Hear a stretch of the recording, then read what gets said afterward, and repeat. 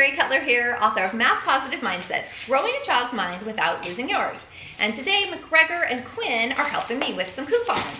Now, we have a big family. We have 8 kids, so we do use coupons, not to the point of being obnoxious or extreme about it, but we do use coupons. So we have the newspaper at our house, and we use coupons for saving money, but we can also use them for math. Now, if you don't take the newspaper or you don't have newspaper inserts that have coupons, you can print off coupons from couponing websites. And this is a fun activity to help kids see how real-world mathematics is. So for the activity, you can have the kids cut out the coupons for the things that they like, any of the products that they want you to buy. And then you have them categorize the coupons into groups. Is this like a personal care item, or a cleaning item, or a food item, or a candy item, which I think we're getting a lot of candy from some people here, cookies. Then when they've sorted them and you've looked at them with the kids, talk about the values that are shown on the coupons.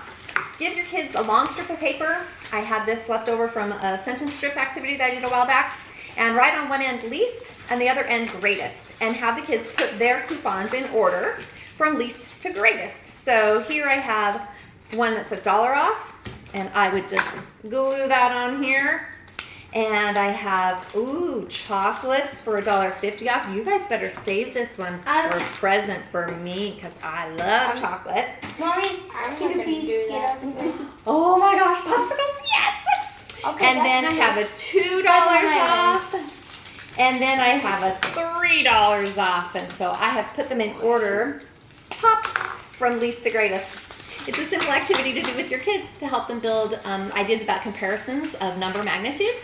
And it's also a great way to build math positive mindsets about the real world nature of mathematics. I hope you enjoy this activity. Thanks.